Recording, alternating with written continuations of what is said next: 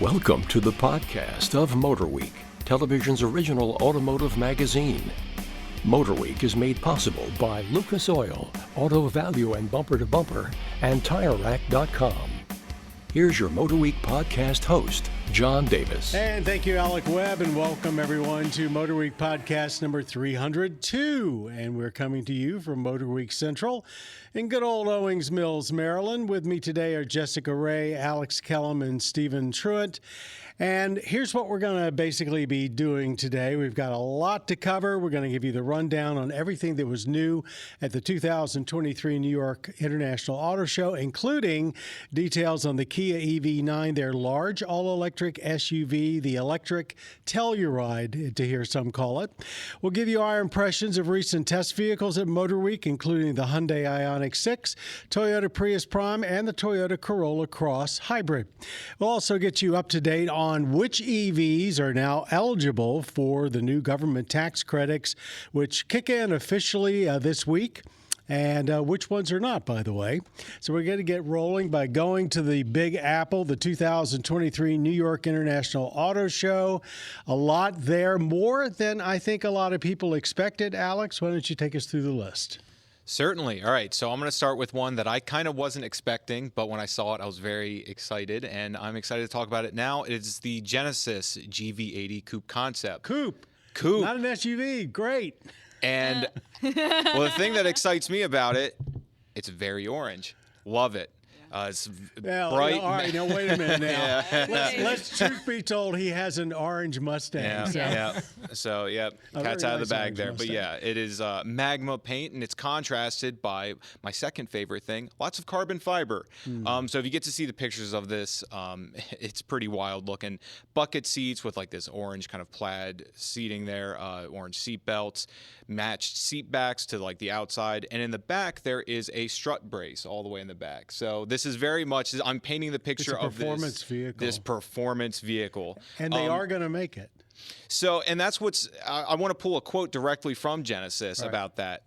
They said that this coupe concept was, quote, a statement of intent for the future, hinting towards more emotional and performance-oriented models. Does this mean like a new direction for them, maybe? What exactly it means, I think, is open to a little bit of interpretation, but that's how I would take it, is that they want to, something like this coupe concept is going to then influence the styling and the motifs that they want to start putting in their production model. That's what concepts used to always do. You know, this is going to be what I'm assuming is sort of their competition toward AMG and M. You know, there you go. Because that's really what their brand is missing. And but granted, they've had a great start. And what they had at the show looked pretty darn close to being production ready. So with that, I hope that it is close to it and that we can maybe see one soon. I like what I saw. Any details on powertrain? See, I did not see any details on the powertrain in my press materials. So I had read that like people at the show were like, well, we could hear an internal combustion engine underneath there. But this was a true styling exercise, and we haven't seen a lot of those in recent years. Right. I think something similar to this design language-wise was the convertible concept that Genesis released last year at the New York Auto Show that was very stunning. I think the biggest thing with this specific vehicle is those headlights, the lights that wrap around the side of the car. I mean, it really is just visually beautiful. You know, Genesis, more than almost any other brand in recent memory, has been using the New York Auto Show to launch new vehicles and to get impressions. So I think they've stayed the course. I think it's very exciting. I love the old style. Here's the concept. Tell us what you think about it. What else was there? Moving on, overlanding and being off-road is very much a trend now. Or at least looking like you can. Yeah, so before we get to the king, if you will, of overlanding and off-roading, we're going to start with the Volkswagen Atlas Peak Edition, which, of course, is going to be based on the refreshed 2024 Atlas. Got to say, I actually think it looks very attractive. This one, it's more rugged design elements, like a slightly different front fascia, underbody cladding, that kind of stuff, side cladding. Real underbody cladding. I believe so. Yeah. Okay. Yeah. I'm sure it's not like a full on, everything, right. but extra stuff. Yeah. Right. You But it's know, not plastic. little extra stuff. So a lot of blacked out trim pieces because with overlanding, it seems, you know, with these trims, there's a lot of like matte black, gloss black, any kind of black, including the wheels, 18-inch wheels with 255/60 all-terrain tires. So is this going to take on the Rubicon Trail? No. But is this something that you could take camping, you know, go on the trails, not worry about getting dirty? Absolutely. So Atlas is prepped for that. Ram was present with the 1500 Rev, Which is now the official name of their EV pickup. and we've talked about this before. But what's important here is that we have more performance figures. So just to go over some of them, and then everyone else can kind of fill in some stuff. Up to 500 miles of range, and that is with the optional 229 kilowatt hour Take that, battery. Chevrolet. I think that's aimed directly at Silverado. That's a big battery. That's a big battery. Very big. But even standard, 168 kilowatt hour battery at 350 miles. So even with the standard range, that's not bad at all. We're talking 110 miles of range in 10 minutes. This is recharging with DC fast charging up to 350 kilowatts. And the 0 to 60 time is a 4.4 seconds with 654 horsepower and 630 pound-feet of torque. It's a pretty cool looking truck. It is pretty cool. Yeah. Well, it also looks like we have a max payload of 2,700 pounds and max towing capacity So here at go the pickup truck wars 1,400 again. pounds. Pickup truck wars are not going to end just because we're switching to battery electrics. I mean, I think that larger battery pack, you know, being able to go up to 500 miles with this huge towing capacity, it seems like a very attractive truck to those who might want to use it commercially. Like it might actually be a viable option. For truck It things. might be. I'm still very leery of all the towing claims, especially the ones like that we've already seen with the F-150 Lightning. Yeah, you can put a 10,000-pound trailer back there, but you can't go beyond your house, maybe down the block or to the nearby park. Yeah. Anyway, it's a looks like a really fun truck too. Since it, to me, you know, the concept was one thing. I think the production appearance is attractive. Something that I could get into. Absolutely. What else? All right, moving on. Another, well, this is, I alluded to, kind of like the off-roader here. The Jeep Wrangler is getting a refresh, and but it still looks like a Jeep Wrangler. Still, yeah. And I was going to say, the purist. I was going to say for the Wrangler faithful out there, you don't have to worry. The 7-slot grill, while tweaked a little bit. Now explain that, still, because everybody says that the new grill is tweaked. So that's so what does it really look like? Well, see, that's what I was going to say. I'm not a Jeep connoisseur, and I want Jessica maybe to speak to this more. I look at it and I think it looks like curly Q. It's almost like hard to describe how visually it is different. Also, you know, I don't own a JL, which is the more modern one. I have the JK, but yeah, it's like tweaked. I think it looks like the slots don't come down quite as far as they did before, so there's a little more body color that you can spot in the grill. I mean, it's very. It's like it wouldn't be noticeable. It's a Jeep thing. It's like a Jeep I don't know. Maybe some people will be going out and buying brand new grills for their 2-year-old Jeeps. It's very possible, and then they'll put the Angry Eye grill on there. No. Cardinals. Also get a windshield integrated antenna. There's 10 new wheel designs. Inside.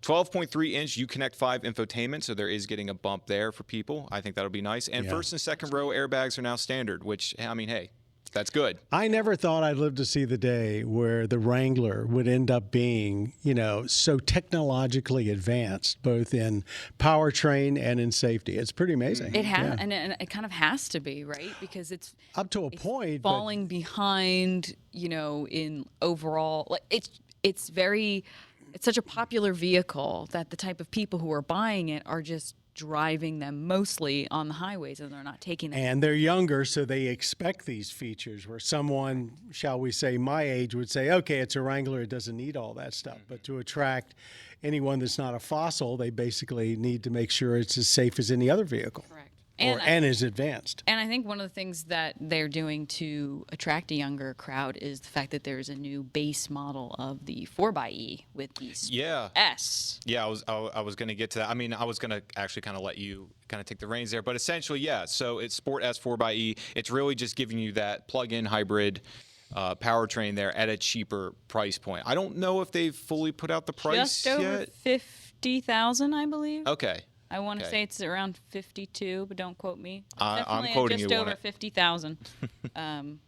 Yeah, but that, and then they have one other new model. Yeah, so X. I was going to get into that. So we have the Rubicon itself does also get a bunch of enhancements. Let me talk about that real quickly. Full float Dana 44 rear axle, I believe. Is that the first time that's standard from factory, I believe. Available 100-to-1 crawl ratio, and you get a factory worn winch. All cool stuff. The Rubicon X, which is the new trim, I would say is more of like a luxury appointed Rubicon in a way. So you're getting like Napa leather, better sound system, things like that. Like you So- said, just aiming at the newer buyers. It's just kind of incredible just to see some of the MSRPs on some of these loaded up models. Yeah.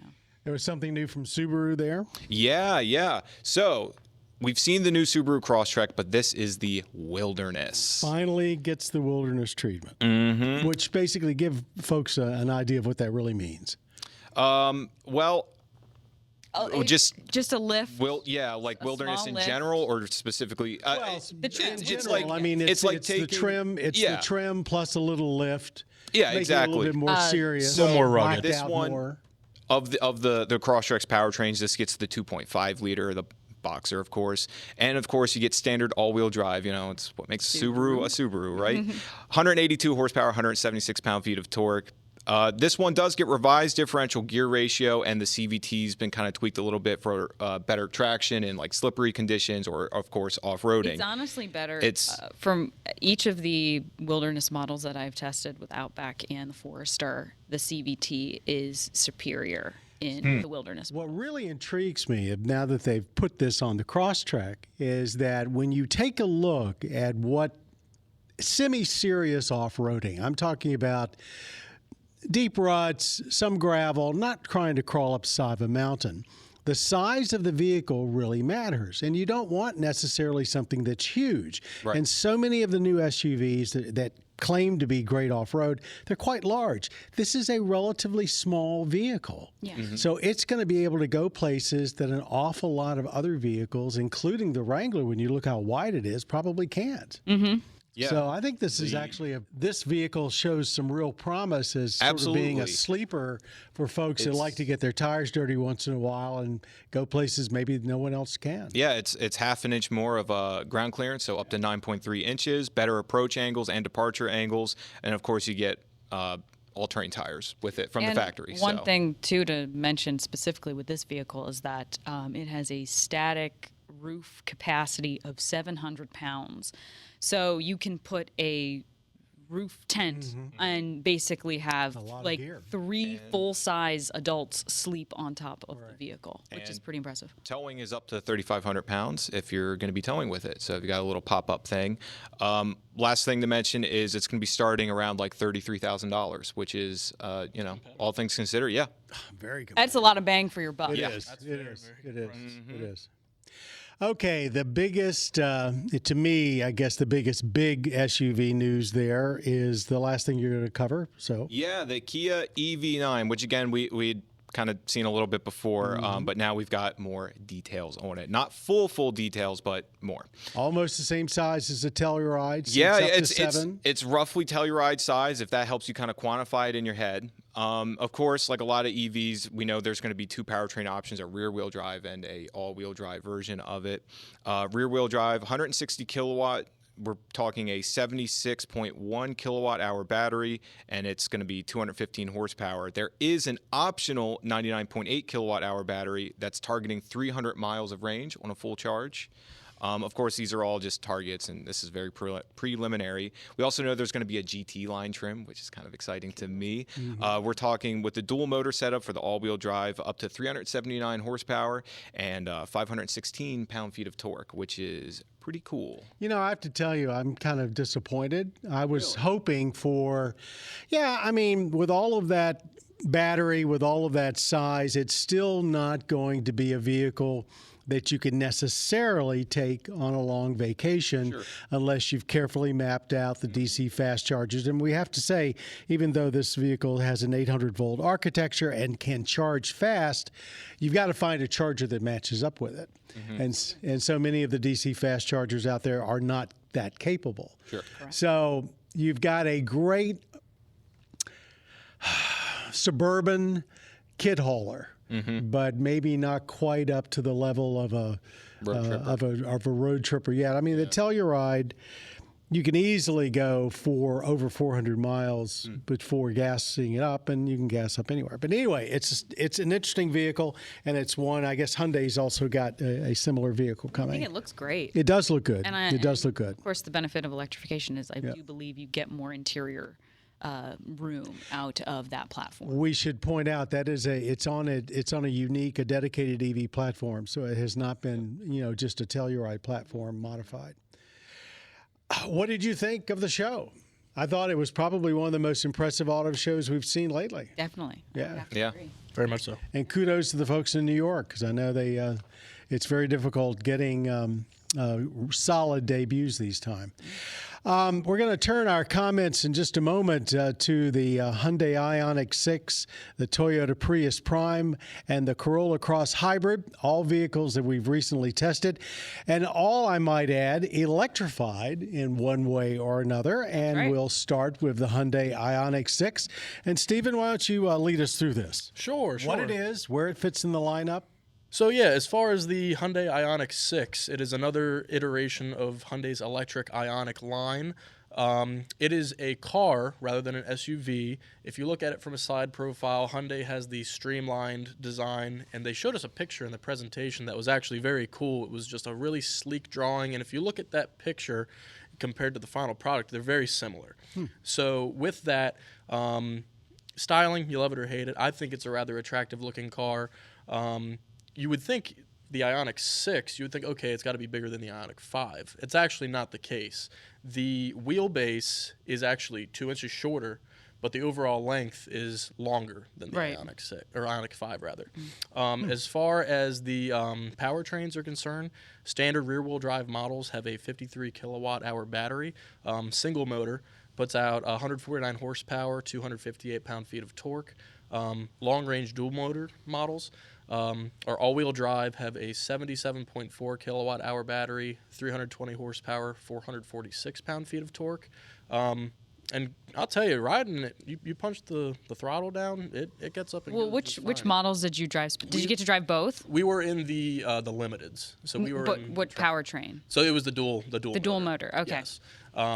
So yeah, they're very, very punchy. Very punchy. What would you say it compares to or competes against? I would put it honestly. I mean, call me crazy, along with the EV6. A little bit. Okay, all right, Yeah. which technically is an SUV, but that's debatable. But yeah. In terms of the size, though, like with storage space and everything, it had pretty good cargo space. It's a very good looking vehicle. I would agree. I'm actually happy to see some of the EVs that don't look like balloons on wheels. Yes, very much so. Yeah. The overall range, too, we always talk about range. There's a lot of different things going on. So the standard range battery pack, you get 240 miles. Long range, you see 316. But that's with so rear-wheel drive. That's that's all-wheel drive, I believe. The max range is 361. Which is really impressive. Yeah, That's very good. but it always, it always varies on wheels. You have Sure. 18 or 20-inch wheels available. The 20-inch obviously takes away some. I mean, I think like sometimes, why would anybody opt for the larger wheels? Like, John, do you have like? Is it just because styling? Styling. Right? Mostly styling. But for goodness because sake, I'd they want are- the extra 20, 30 miles that I can. not Anytime only you that- upsize wheels, you're upsizing the amount of tread and friction on the road, Yeah. and you're probably cutting yourself down in range a Yeah. little bit. So, But more of a sidewall, Yeah. a little bit more of a comfortable ride. I'd go 18s personally. of course, I mean, people don't realize they may look cooler, but you're giving up ride quality. Yeah. So anyway. I've made a lot of decisions in my life based solely off of looks. So I'm fine with dubs. I'm cool with it. So yeah, I mean, it's talking about charging as well. Yeah. DC fast charging's there, 10 to 80%, 18 minutes. Not So it's too got bad the at same. all. It's got the same yeah. 800 volt architecture Yep. as the IONIQ 5. Yep. Great. And as far as like comparing it to the IONIQ 5, inside they feel very similar. The way they ride feels very similar. Car handles great. Overall, I liked the car quite a bit. The ambient light on the inside of the car. Oh my gosh! If you like a light show at night, this is something you want to see. Those little pixels that they have on the steering wheel that we saw on the IONIQ 5? Yes. Well, these on the IONIQ 6 are actually interactive. So like when you're in reverse, they light up red to be like, oh, hey, you're in reverse. I think it even kind of matches up with charging as well. So like if you're at a half charge, 2 of them will be lit up. Just like minor little details I like Sure. Do you suppose there's any chance that in designing the IONIQ 6 that they had their eye on actually giving people an alternative to a Polestar? That's a valid point. I mean, it's a lot less money. It's got very similar range. Maybe. It's a good-looking vehicle. They It hits a lot of the same kind of. It doesn't hit the prestige point, but then again, Polestar is not exactly a firmly established brand anyway. And sometimes when I think about Polestar, because it's so closely linked with Volvo, their styling is like so play it safe, right? And this is very A little more in your face. I would say polarizing Yeah, I is agree. the design language on the IONIQ 6, and Yeah. in the best way. I mean, so many times, and I see all of our viewer comments online and stuff, and so when I posted our first drive of the IONIQ 6, I posted some pictures that Steven had taken on the trip.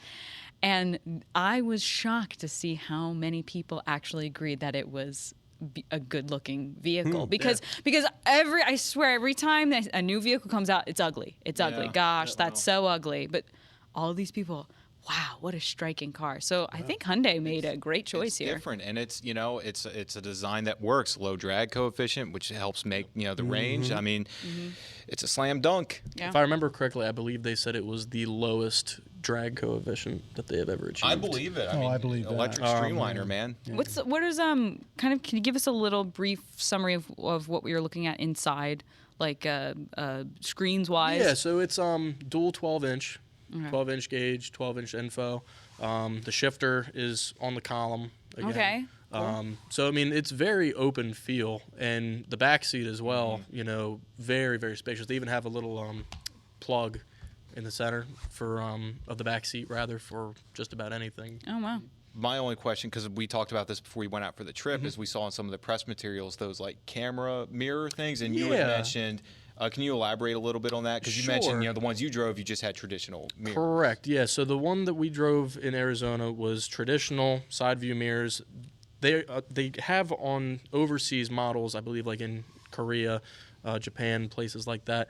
They have screens, so there's little like cameras as side view mirrors. I don't think it's legal here. It is Yes, not it's not, correct. yeah. They're trying to see if they can make that happen. We've been seeing concept cars with that basic idea for decades, but there seems to be some resistance within the safety folks in the U.S. government to do it. Slow moving here on a lot of things. Yeah, I mean, like on the inside, there was actually 2 little plastic panels where those screens would go for the overseas models, so they kind of just had to fill them in for us. Well, the idea that it appeals to me simply because now you don't have to worry about having fogged up windows or anything else to be able to see down the side. That's a great point. That's a good point. Yeah. Especially us we live in, a harsher Snow climate. and so yes. forth. Yeah. My only thing is if they were to go blank, then you're blind. For True. no reason. Yes, But, that's true. You can't roll down the window and just scrape the ice. yeah, exactly. But pricing, the base SE starts at $41,600. Limited trims go over $56,000. 56 is a bit high. Well, in no, my it's opinion, another but it's- $60,000 EV. Yeah. But yeah, overall, I think that it's one of those things you have to drive and get a feel for it, and it might just surprise you.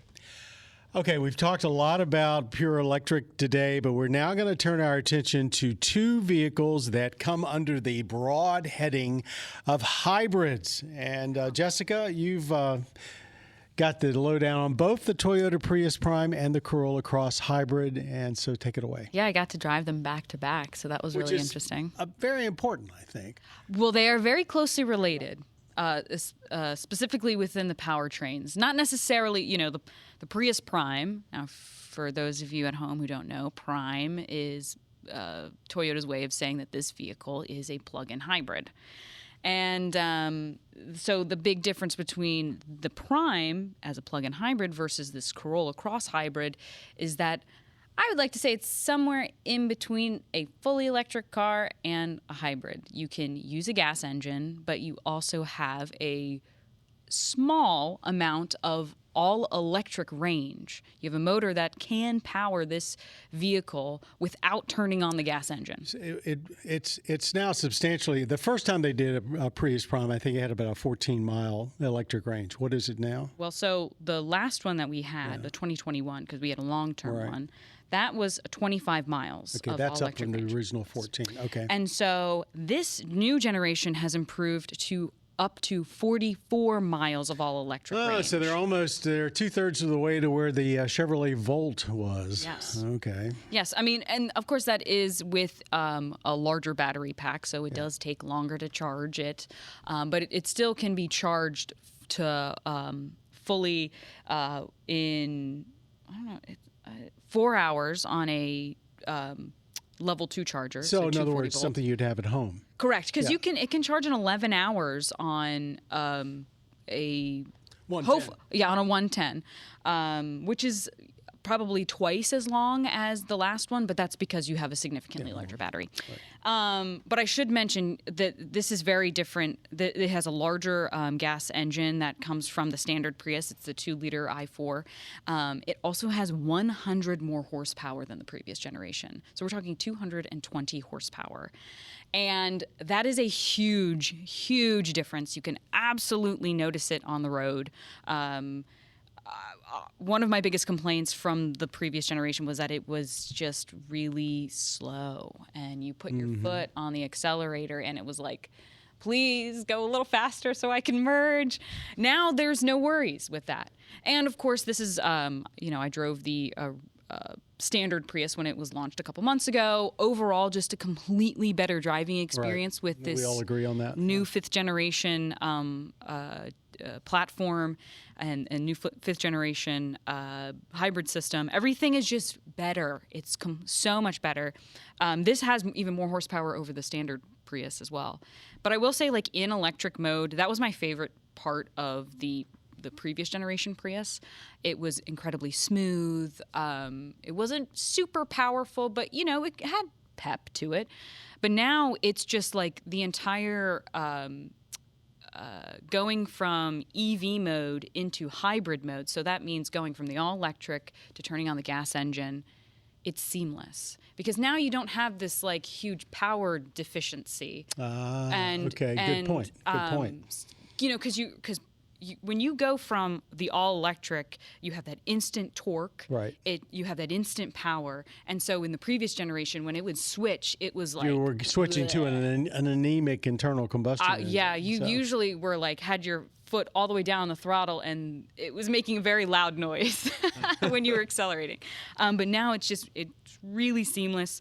One thing I will say is that this is only available in front-wheel drive. I was going to ask you that. There are no all-wheel drive models for the Prius Prime. You can still get one in the Prius, the standard Prius, but not the Prime. It probably takes up the same real estate. The battery probably takes up where the rear motor would I would be. assume so too, because one of the things with this new generation, they have repositioned where the battery was. The battery used to be underneath the rear floor.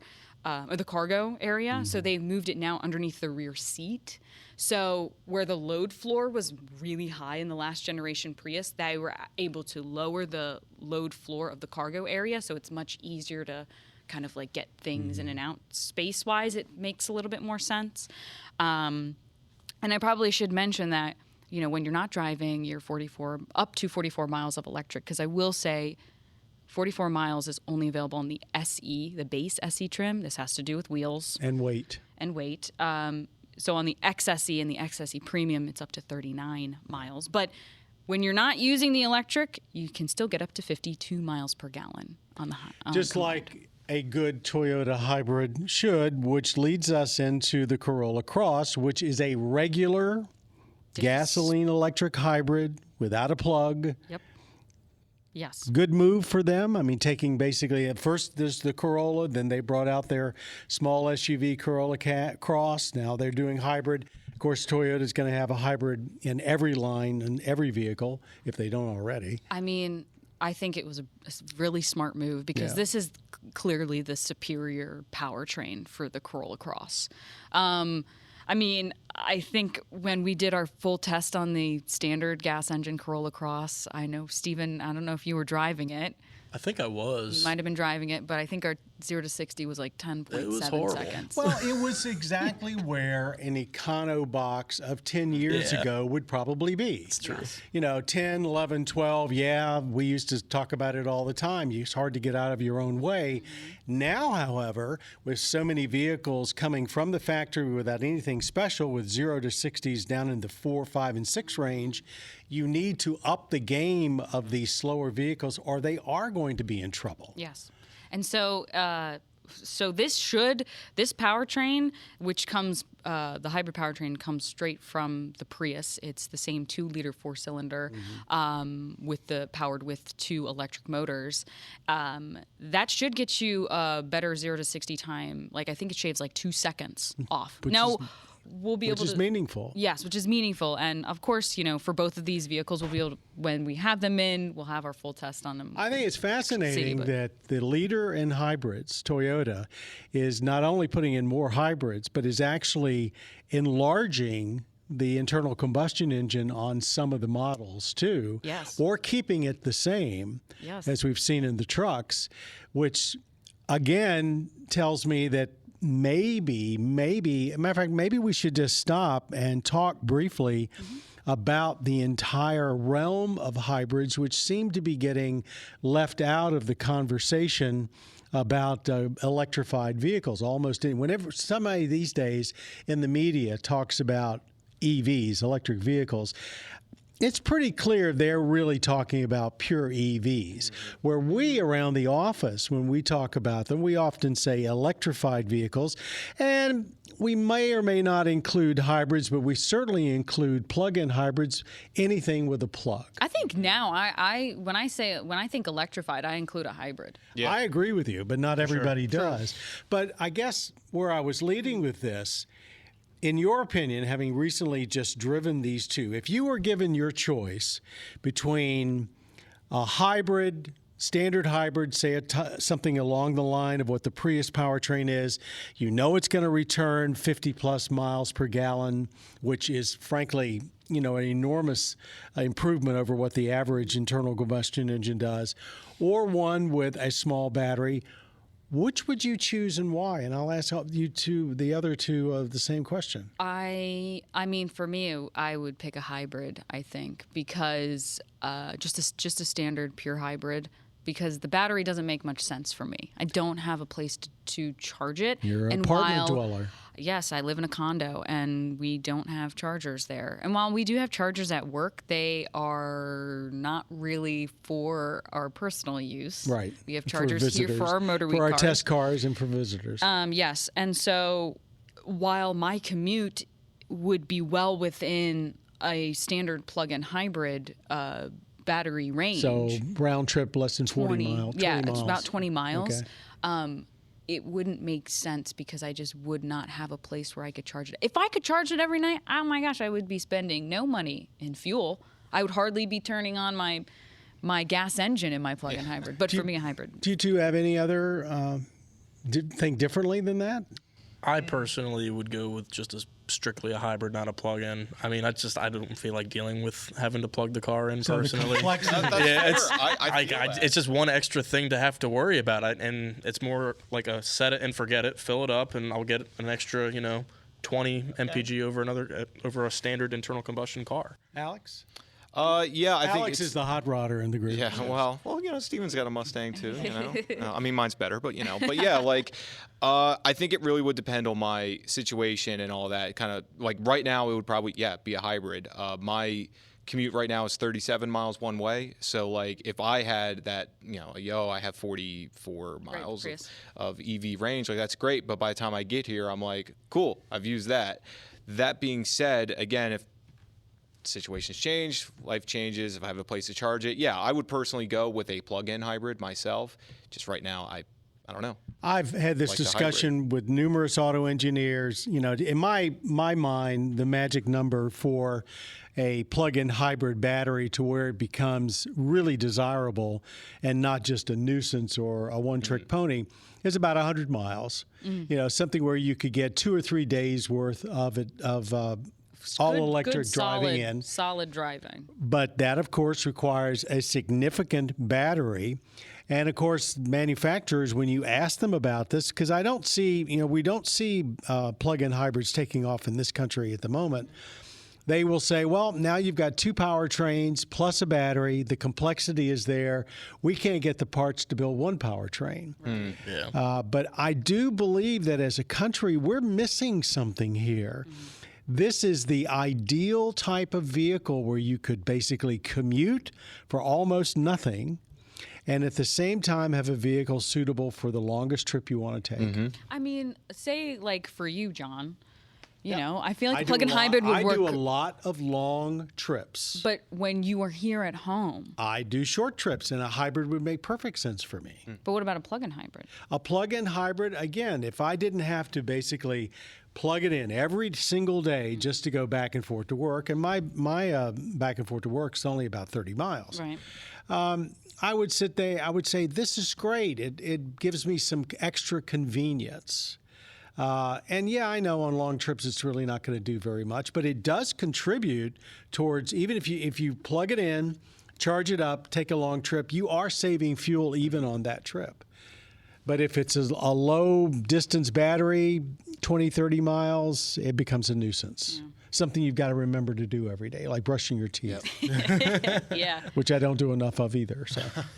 Well, then, so let's go back to our standard Corolla Cross hybrid then. Let's talk about its fuel economy. Right. Now, we don't have any EPA numbers yet, but Toyota is saying 42 miles per gallon combined and up to 45 miles per gallon in the city.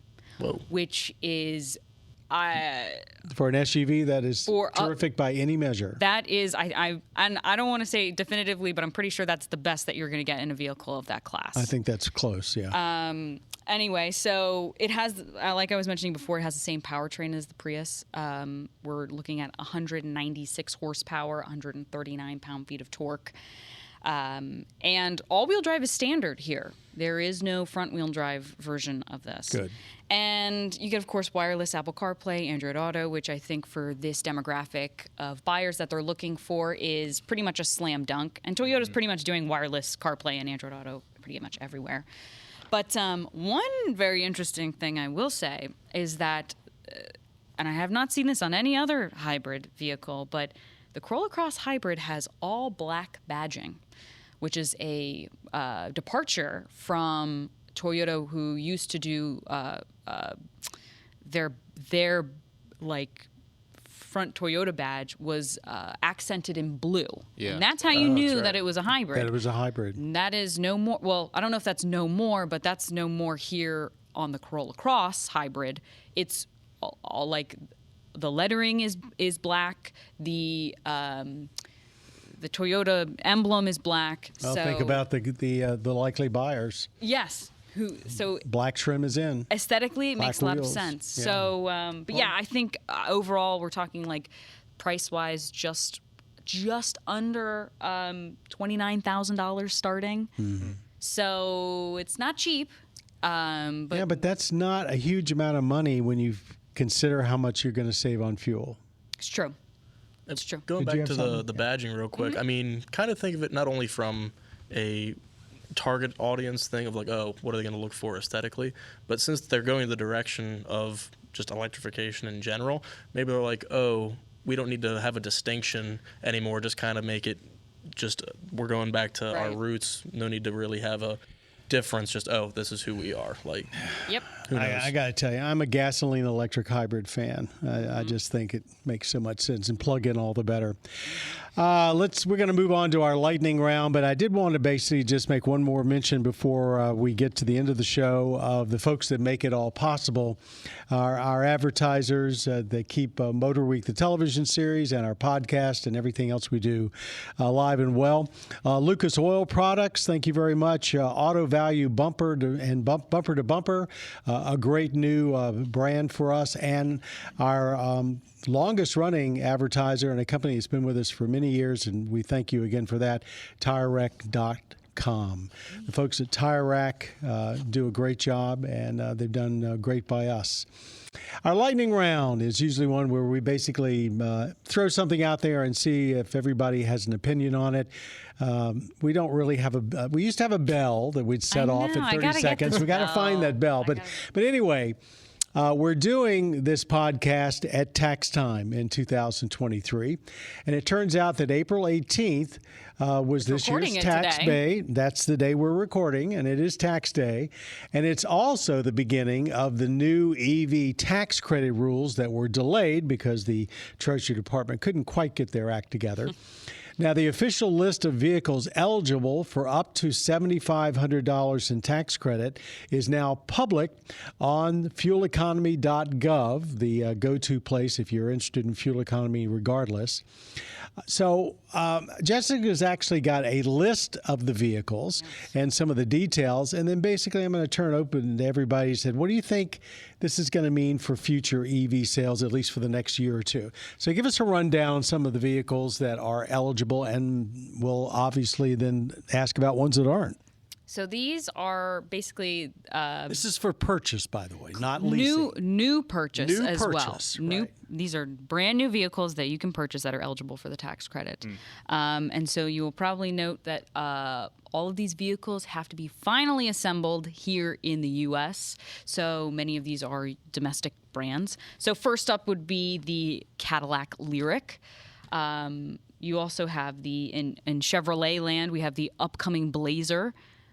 Both the Bolt and the Bolt EUV, the Equinox, the upcoming Equinox EV, the upcoming Silverado EV. All of these vehicles are eligible for the $7,500 tax credit, which is the most that you can get. Going to Chrysler, the Pacifica plug-in hybrid, and Ford, their E-Transit, their Escape plug-in hybrid, their F-150 with the extended range battery, the F-150 with the standard range battery. Mm-hmm. Lightning. Then we also have the Mustang Mach-E, which has extended range and standard range.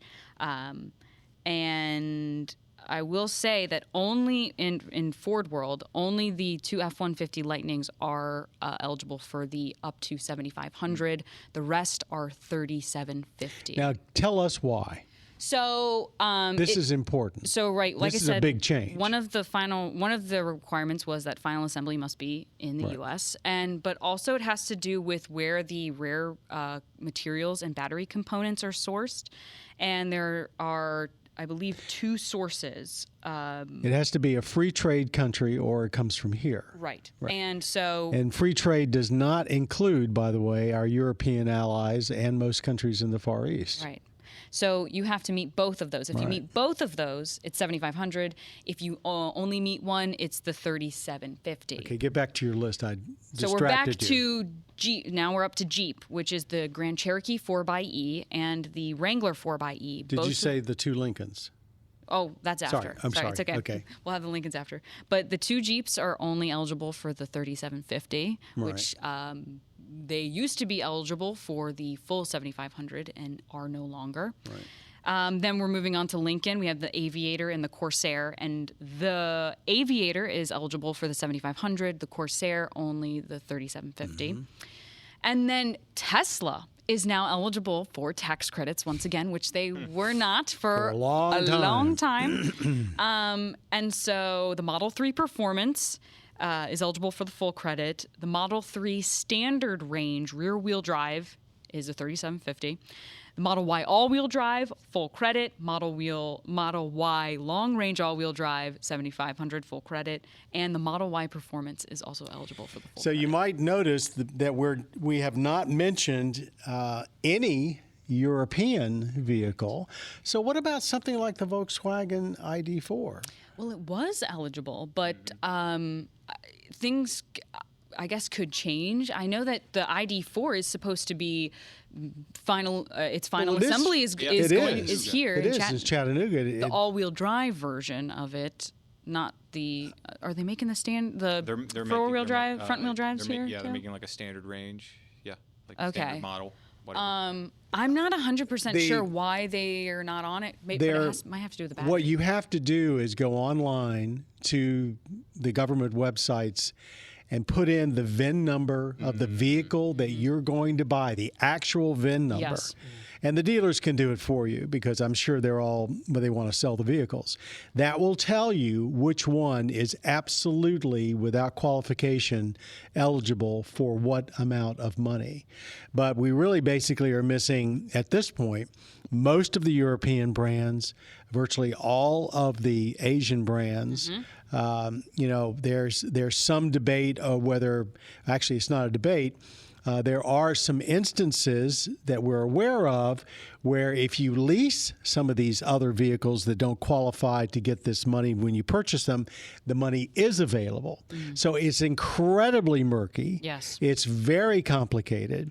And the word to the wise is before you sign for any electric vehicle, don't just take someone's word that you're going to get some kind of a tax credit. You need to look up and do the legwork yourself. There's also There's income, a number of apps about that do that too. And there's income requirements as well. Yes, and that's very important. And there's also limits to the MSRPs because these vehicles can get very expensive. So certain ones have an MSRP limit of $80,000, which is just crazy to me. But then some of the smaller cars like the Bolt or the Model 3 has an MSRP limit of $55,000. If you can just imagine, we have enacted one of the most complicated laws for actually buying a vehicle in order to incentivize you to go electric that I think the world has. I don't think anybody has a more complicated series of hoops they have to jump through. But so now that I gave that what do spiel. you think? And since we let's get back to the central question: is this going to spur EV sales or not? I bet it does for Tesla. Oh, absolutely. I think this is incredibly advantageous for Tesla. We've given them a price huge, cuts recently and everything. Yes. a huge, stipend, so to speak. Basically, yeah. I mean, people were buying Teslas without the tax credit, and now the fact that there's an incentive with the tax credit, I think will absolutely help them. Watch for price increases over the next couple of years. We may see the $7,500 or the $7,500 price increase. It wouldn't be surprising. specifically. I think 2 or 3 years down the road, this will all play out probably in most everybody's favor. I'm not so sure that right now it's going to do a whole lot. I think it will improve sales, but I mean, do you think it's going to hurt? I think it could hurt the sales of the non-domestics. It does, unless they can get through the leasing loophole, because an awful lot of the non-domestics, especially when you get into the pricier BMWs and Mercedes and so forth, they're leased anyway. I mean, I guess I think more along the lines of like the IONIQ 5 and the Kia EV. I think definitely the Koreans are being hurt by it, although I understand from what I read this week, there may be some light at the end of the tunnel for leasing for their vehicles, their EVs as well. But clearly, this seems to be a bill that discourages you from buying even domestic assembled Korean and European vehicles. Yeah. Because rare materials, battery sources, those things. Yeah. It's complicated. I firmly expect we'll see some increase, but I don't think it's going to be nirvana, except maybe for the folks at Tesla. Who knows? All right. Thanks, everybody. And we'd like to remind everybody that if you are not someone that normally watches full episodes of MotorWeek, shame on you. And we want to direct you towards our website, motorweek.org or motorweek.com. About the show is a tab up in the corner. Pull it down, put in your zip code, and it'll let you know instantaneously almost the station and times in your area where you can see us. Or if you are a MAV TV fan, hop on over to their website, mavtv.com, for their schedule. They run our shows numerous numerous times during the week. And here's a good advice for folks that say, gee, I watch so much stuff on my cell phone and my tablet. Just go over and download from your app store or channel store the PBS Video app. Once you've got that, you can watch full episodes of MotorWeek for free. And it leads us to say around here that if you've got a screen, you can watch MotorWeek. And we hope you all do. We want to thank our audio engineer for today, Austin Harris, our podcast producer, Jessica Ray, podcast creator, Bob Mixter, and thank all of you for being a part of MotorWeek. You have been listening to the podcast of MotorWeek, television's original automotive magazine. MotorWeek is made possible by Lucas Oil, Auto Value and Bumper to Bumper, and TireRack.com. For additional information on podcasts, videos, and showtimes, visit our website at motorweek.org. And watch MotorWeek, television's longest-running automotive magazine series each week on your local PBS station.